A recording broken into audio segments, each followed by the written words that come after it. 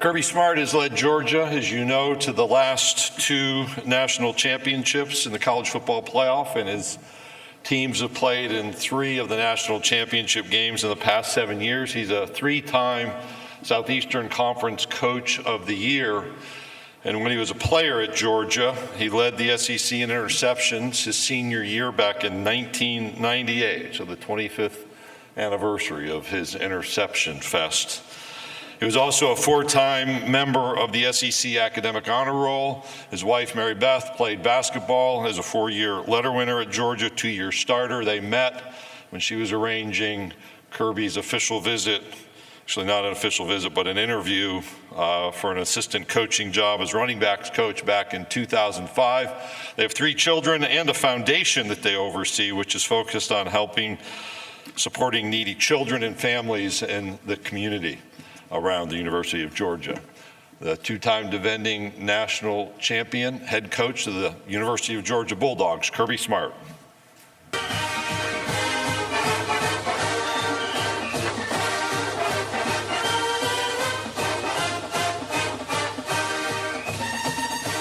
Thank you, Greg. I appreciate that. And according to Claude Felton, I'm not allowed to go over 10 minutes. So after Eli's filibuster yesterday, I have decided to set an alarm that will not let me go over. Love you, Eli. It was directed right at you. But I want to thank Greg Sankey.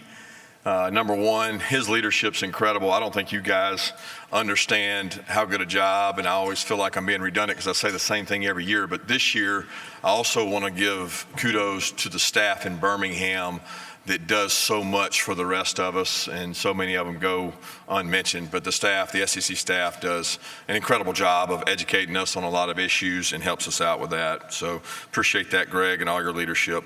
Then I want to thank you guys. I also want to issue you the greatest challenge that has ever been issued to the media group here. I thank you for what you do, but your challenge today is to get more than 3 sentences out of Brock Bowers, which we have not been able to do in 3 years. So if you can get him to talk, it'll be a great challenge for you, and see if you can get it done. 19 of my 25 years coaching has been served in the SEC footprint. I think that's pretty cool. And you can actually go 24 of 30 when you include the 5 years that I played at Georgia. But 19 of the 25 years has been in that footprint. I'm very comfortable in that footprint. I enjoy the SEC footprint. Listening to Commissioner Sankey yesterday talk about all the accolades of this conference. I mean, I love it. I love going to see or seeing 2 baseball programs in the SEC finals. The women's basketball, our conference dominant. All the spring sports that we compete in seem so dominant. I love and embrace SEC athletics. So I want to give a quick thanks to all our fan bases. I mean, the SEC is just different. And when you think about the fan bases in our conference, they make it what it is. They allow us to recruit to the largest attendance in the country, and it makes our job much easier when you're in the best conference there is in the country. So this off season, how have I spent this off season? I think when I think about that, first thing I think about is July, because the only time that we have anything off as coaches is end of June and July. And my family and I went on a family vacation there for about a week in July, and then I got to enjoy what my mother started about 13 years ago, and she's so proud of. She calls it Julymas. Julymas is Christmas in July. And because we have bowl games as coaches, we don't get to kind of celebrate Christmas as a family. So we bring my brother's family, my sister's family, my parents, 8 grandchildren, all under one roof for 3 to 4 days. And my parents absolutely love it. I don't know that my wife always does, but my family really enjoys it, and we get to have a good time. I also got to spend 5 days in the SEC footprint in Mississippi. Travel baseball dad, which is fun and exhilarating. But my wife wants to go to Italy and the Amalfi Coast, and instead we spent it in Mississippi for 5 days in South Haven. And I enjoyed every minute of that, and getting to be a travel baseball dad's something I enjoy. But our staff, our team, our university, our entire Dog Nation went through one of the highest of highs in January, which was to win back-to-back CFP championships, which had never been done. We then endured the loss of two dear family members, Devin Willick and Chandler LaCroix. We love them and we miss them. So many people have stepped up for our players within our organization during this time of need. One of the toughest things I've ever been through as a coach was to experience that. But some of the leadership that really helped us, we have a rising star in our athletic department in Doris Griffin. She's been there for me, our players, and so many others during these tough times. She's our senior deputy director of athletics and the sport facilitator for football. Thomas Settles, our team chaplain. What an incredible asset he has been for both our players, our coaches, and people in our organization. You know, a tragedy can either divide or unite us. I'm proud of our players. It has definitely brought them closer together and united our team and our family. So a while back, I was sent something I thought was pretty unique. And I was actually at my desk the other day combing through some things, and it literally hit me right between the eyes as I looked at it. It's a Post-it note that was posted. I'd gotten this probably a couple years ago, and it was posted behind my seat at my desk. And I think anyone can tell you the benefits of great leaders. Anybody can tell you what it looks like. They can tell you what leadership can do for you. They can tell you how to develop leadership. There's tons of books written on great leaders and leadership. But you won't see, and what you will never see, is people talk about the costs of leadership and costs associated with leadership, I should say. If we truly want to be honest and upfront about leadership, you can't ignore the cost of leadership. Great leaders are willing to accept those costs. And I want to share quickly three of those things, three of the costs that are plastered on my desk right behind it that kind of caught me between the eyes last week. Number one, you will have to make hard decisions that negatively affect people you care about. Number two, you will be disliked despite your best attempt to do the best for the most. And number three, you will be misunderstood and won't always have the opportunity to defend yourself. Those are three costs that come from being a great leader. And the reason I share these three costs are exactly what the three players we brought from UGA represent. They don't fear those costs. That's the reason we decided to bring them. They accept those costs and they embrace those costs, and it's not hard for them to see the benefit of those costs as leaders of our team. I want to talk real quick about those guys. Brock Bowers, junior tight end from Napa, California. We all know about his phenomenal athleticism. He's got a 3.45 GPA in finance. I remind him constantly that's 5.05 right behind where I was as a finance major at Georgia. So it's the only thing I've been able to beat Brock at. But Brock is unique. He's easily the quietest, hardest worker I've ever been around.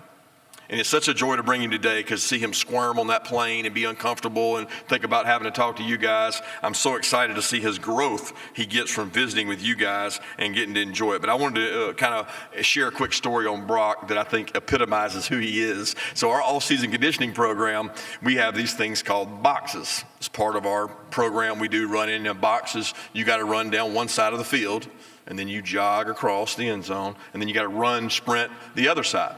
So one day, I don't think these tight ends would claim for this to be true, but one day our younger tight ends had decided that they were going to finally get Brock. They were going to beat Brock on the boxes.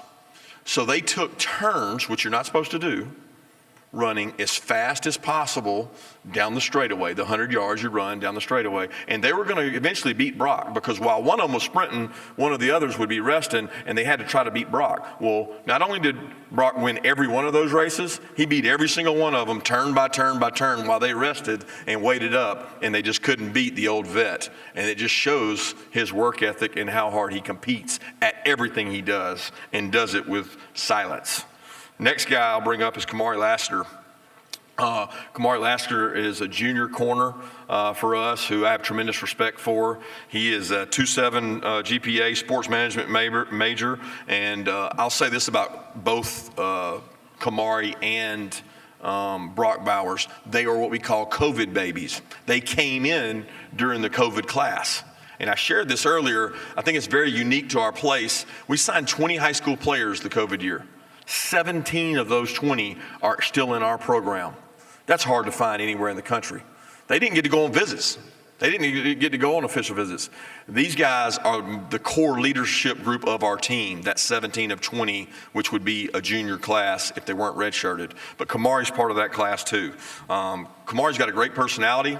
He loves competition. He's fierce. He's a great tackler.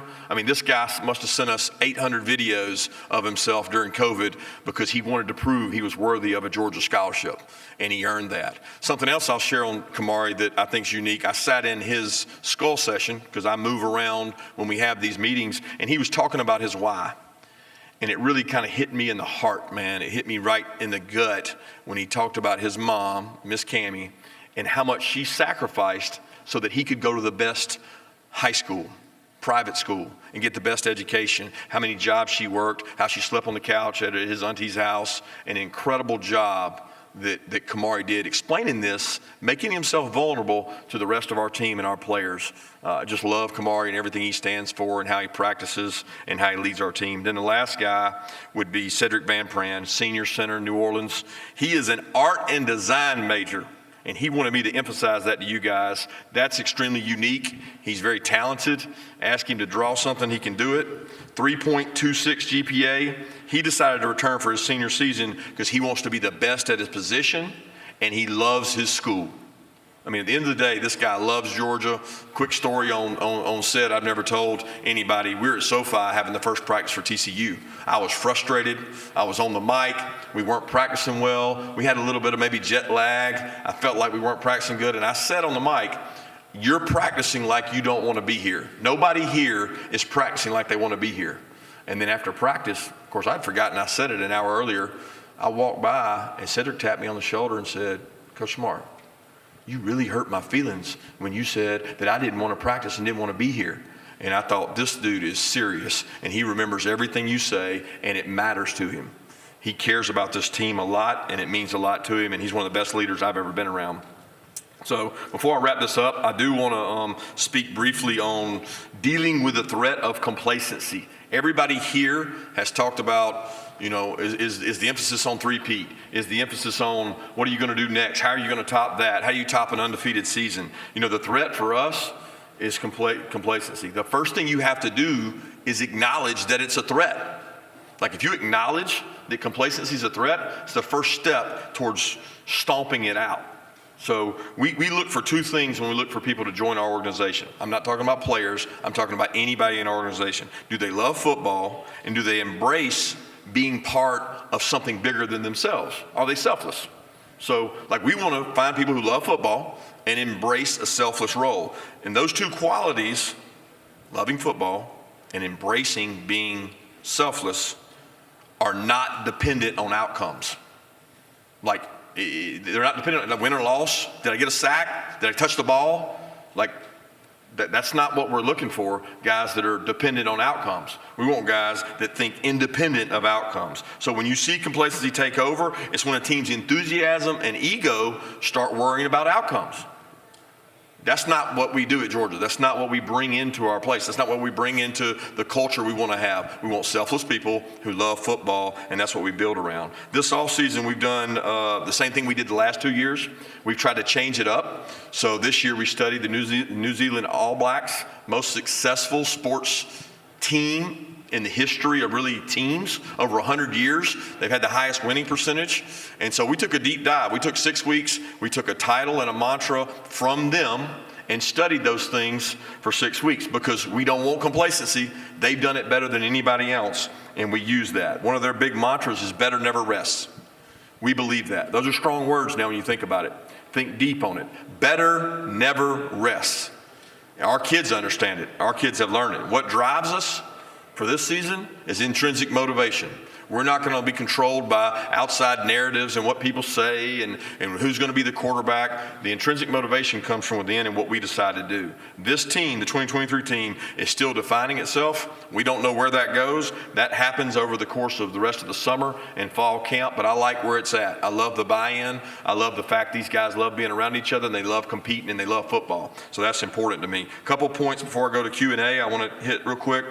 Every full-time coach on this year's staff, listen to me carefully, every full-time coach on this year's staff was on last year's staff. Tell me the last time a national championship team can say that. The same strength and conditioning coach, Scott Sinclair, the same player development coach, Jonas Jennings, and the same athletic trainer, Ron Corson, has been at our place for 8 consecutive years, the entire time I've been there. We have 26 UGA grads on our staff. Retention for us is the key to sustaining success. Again, retention is the key to sustaining success. We can't do that without a supportive administration, and we sure as hell can't do that without a great culture of people wanting to be part of our program and pouring into our kids. So with that, I'll open it up for Q&A for you guys. And I did go over.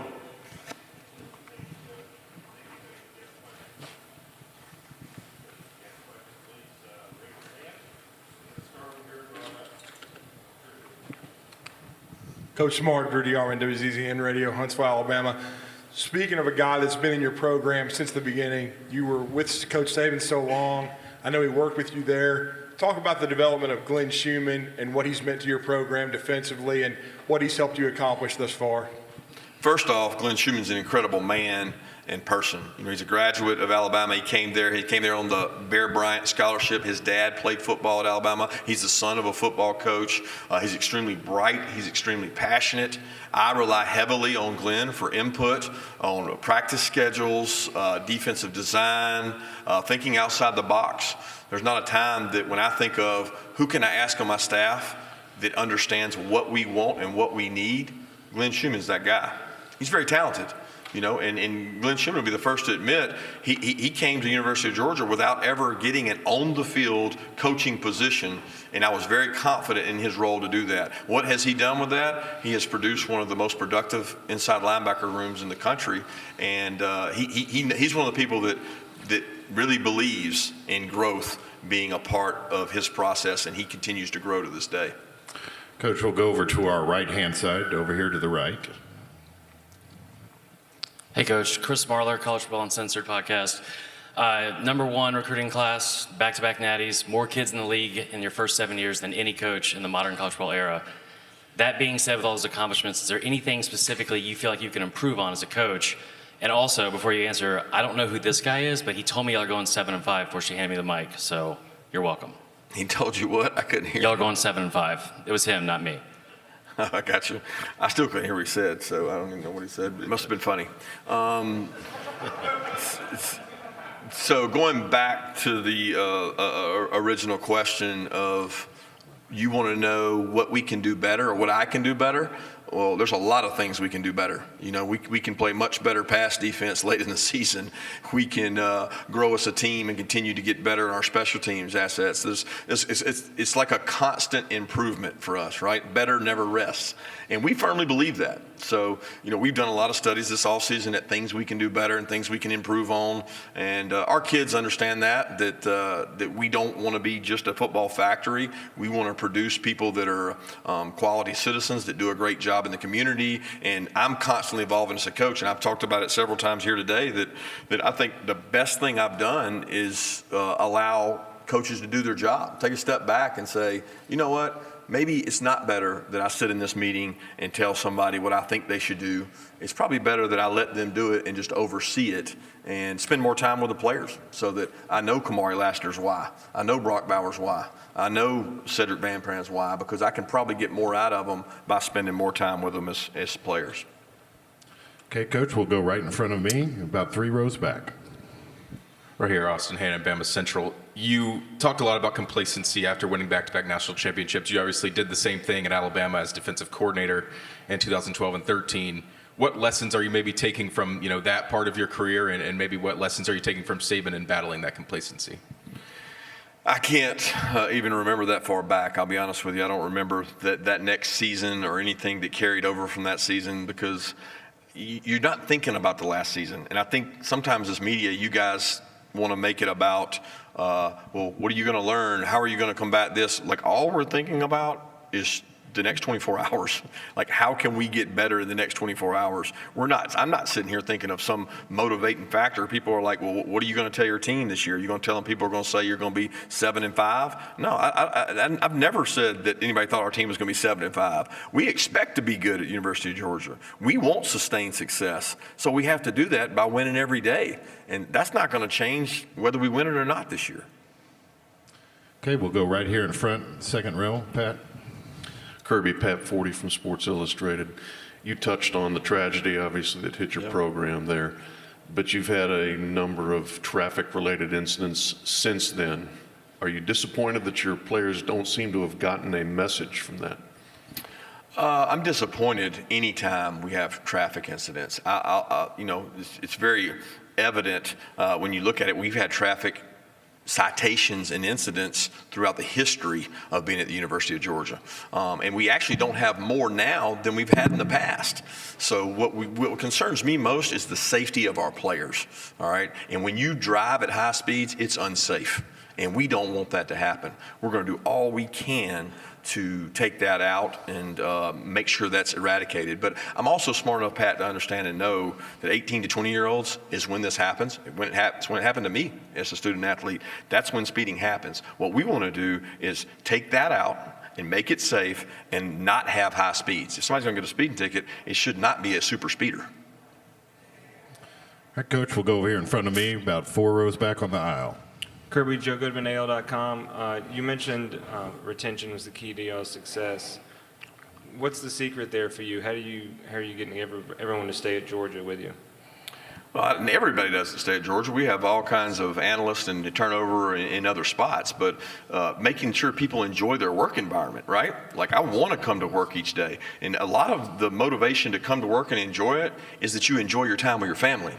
So I'm always trying to find an innovative way, and I've had people outsource this, like come in and tell me how we can use our time more efficiently, and therefore our coaches get to be with their families and enjoy their families, so that when they are here, they're more passionate about their work and they want to stay. You know, the college calendar, the coaching calendar it's one of the toughest things out there. I mean, go ask an NFL coach. They'll tell you, they'll laugh and say, it's crazy what you guys do. Well, I want to make it enjoyable for our coaches so that they feel good and they want to stay and they can bring their family to every event we have and let their kids run around and enjoy it. That's important to me because I want my kids around as well. So the retention part is letting them do their job and making their job more enjoyable. Coach, we'll go over here to the middle section on the right side. Hey Kirby, Andy Witchery with On3. The Classic City Collective is one of 7 collectives that plans to introduce a revenue sharing model. What are your thoughts on potential revenue sharing in the future? I'm not an expert on revenue sharing. I do know that our Classic City Collective has been on the cutting edge of sharing information, trying to get best practices, trying to find a better way. I've been, a big proponent of, like, why can't, just like we talk across different programs to figure out the best way to run a defense or do an offensive play or study, like, let's figure out the best practices of this so that we can get some uniformity among them and try to grow it that way. But that may not answer your question because I'm not an expert on revenue sharing or the way it would be set up. All right, we'll go straight in front of me. Dennis, go ahead. Dennis Dodd, CDS Sports. Kirby, you're talking about the retention rate, that 85% of those COVID babies sticking around. How hard is that in any given recruiting cycle to get that kind of hit rate?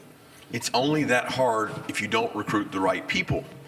So I'm proud of the fact that 17 of 20 guys are still in our organization from a COVID year in which we didn't get to host an official visit. They didn't get to go and do unofficial visits. And we've retained those guys because we've invested in them as freshmen. We've invested them as sophomores. They've seen kind of return on investment for older players that stuck around. They watched Quay Walker not start his sophomore year, but start his junior year and then go a first-round pick his senior year. So they've seen a lot of the evidence of the success, but they've also seen the buy-in of the leadership. So I challenge anybody to dig up, that COVID class, and that's been a really good. And you know what we evaluated that class on? Love of the game and being selfless. Like, that's not hard. It's hard to find, but it's not hard to evaluate. All right, we'll stay right next door there in the same front row. Teresa. Over this direction, Coach, to your left. Teresa Barker, the Associated Press. In the wake of the hazing reports out of Northwestern, do you or have you addressed the topic of hazing with your team, or do you, and how do you handle maybe the idea of team bonding within your locker room? Yeah, that's in our checklist. I think every coach would say at the beginning of the year, you have a certain checklist you go through. And what's happened uniquely is that most of your roster is turning over in January. So a couple years ago, when we had 18 or 19 mid-years, we began doing an August session of this is our new team, these are our new players, these are our team rules, and here's the policies we go by. And then we have to do it in January now, where in the past, 10 years ago, 8 years ago, we never did this in January. But our team is turning over in January. So we do twice a year. We do education. We go through, and I lead that session because it's important to me that they hear it from me, and our entire staff's in there, and our entire players are in there. And that's one of the things that we talk about each time, not so much hazing as it is welcoming the freshmen. I remember being a freshman and having to carry people's trays and, getting your head shaved when I was a freshman back in 1994. And I just thought that was so dramatic. But now those freshmen, the guys we sign, they have to play.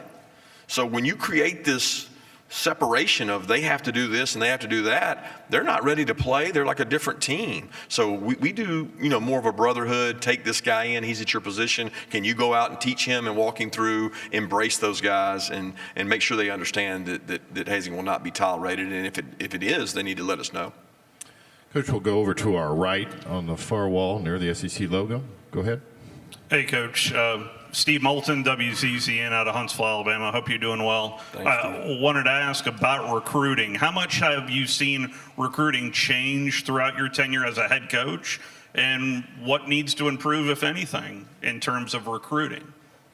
When you say what needs to improve in terms of recruiting, recruiting has always been recruiting, right? It's changed because the rules and parameters have changed. We moved up a signing date, moved it to December, which then made us all do official visits in June. I've seen this whole transformation from a recruit in 1994 that went on official visit in late January to you would never even bring a guy hardly even in on a visit in January because they're almost all already enrolled. So the cycle has flipped in terms of that. But when you talk about improving recruiting, I think so much used to be built on your facility and how can you show them, how you can develop them, the education, what's your major going to be, what do you want to do out life after football? And so much has now become directed towards NIL. And I think that's some of Commissioner Sankey's frustration of trying to make that at least somewhat uniform so that we're not operating under different rules state to state.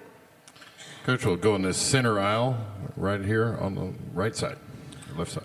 Hey, Kirby, Graham Coffee, Dog Central. You guys have run as many multiple tight end sets as anyone over the last couple of years. With Darnell Washington moving on, is that something that you guys will continue because it's in your philosophy, or with the personnel changes, do you think we will see less of those multiple tight end sets? Very simple answer to that question. We're going to play the 11 best players that give us the opportunity to be successful. If that's 7 wideouts, if that's 2 running backs, if that's 4 running backs or 2 tight ends or 13 personnel, we can go through all the numbers. Every offensive coach will tell you and every head coach will tell you we're going to get the best football players on the field. And last year, Darnell Washington and Brock Bowers were 2 of our best football players. That's probably yet to be determined this season. All right, we'll go down here to our mine near left. Good morning, Johnny Ballpark Franks with Franks Media here in Nashville. Earlier you alluded to being the only program to win consecutive national titles in the college football playoff era. Since 1936 at the Division I level, no team has won 3 straight since Minnesota in 1936. 12 teams have attempted to duplicate that, but have come up short, including one you were part of in 2013 with Alabama. If Georgia is indeed the last team standing this year, what would that mean and represent for you personally and also for the Georgia program? It would be a lot of hard work that had been acknowledged. I think we're a long way from that. So to make that assumption or that theory relevant, we would have to get to that point in time. But I can assure you, if we get to that point, I'm going to be worrying about the next day's work more than I am the achievement. Coach, we'll take one final question here to your right in the middle section. Kirk. Kirk Bowles from the Austin American Statesman, right in front of you, Kirby. Thank you. I was curious if you talked to your team about history, if you're a history major in college football, and talk about, trying to do something that hadn't been done since the 1930s and the relevance of all that. We have not addressed that with them. We've certainly looked at some three-peat scenarios of teams like the Bulls and different sports teams that they might actually know about. No offense to the Minnesota 1935 team, but I don't know if it's going to resonate with my audience. So we're going to try to, I don't care about the three-peat, the two-peat, or the one-peat. I care about complacency. And if the focus is on that and outcomes, I think the rest will take care of itself in terms of allowing our guys to focus on being the best they can be. Coach Smart, thank you for your time this morning. Thank you, guys.